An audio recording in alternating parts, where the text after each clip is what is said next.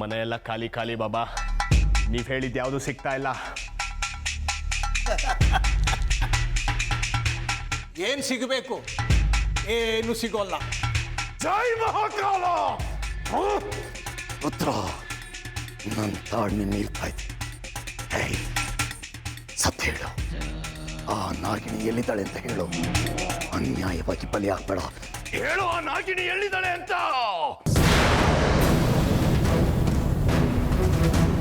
ಒಂದು ಒಳ್ಳೆ ಕೆಲಸಕ್ಕೆ ನನ್ನ ಪ್ರಾಣನೇ ಬಲಿ ಕೊಡ್ತಾ ಇದ್ದೀನಿ ಅನ್ಕೊಂತೀನಿ.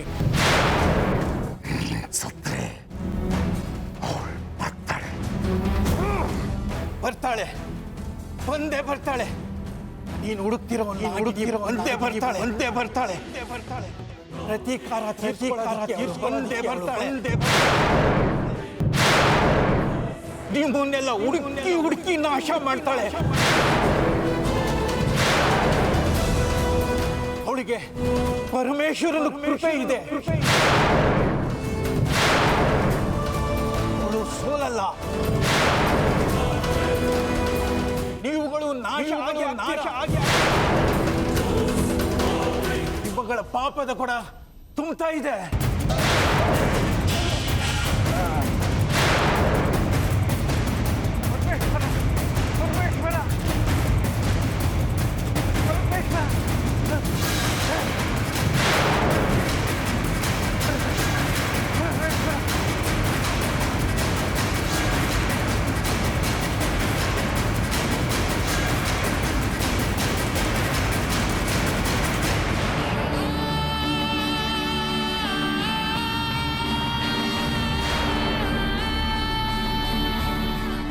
ಇದು ಬಂದ ಜಾಗದಲ್ಲಿ ಏನೋ ನಡೀತಾ ಇದೆ.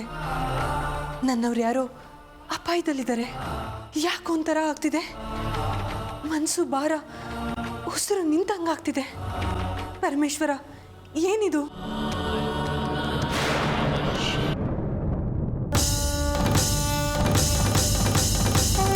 ಪ್ರಾಣ ಹೋಗಿದೆ ಬಾಬಾ.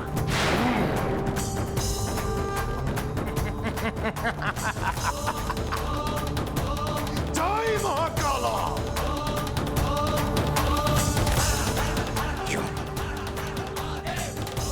ನಮ್ಮ ದೈವದ ಪಾದಕ್ಕೆ ಅರ್ಪಿಸಿದೆ. ನಮ್ಮ ದೈವಕ್ಕೂ ಕೂಡ ತೃಪ್ತಿಯಾಗಿದೆ.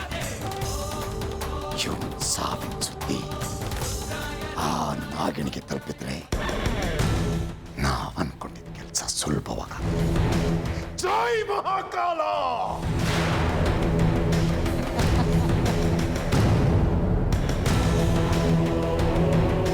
ಉತ್ತರ, ನನಗೆ ಬಹಳ ಮುಖ್ಯವಾದ ಕೆಲಸ ಇದೆ.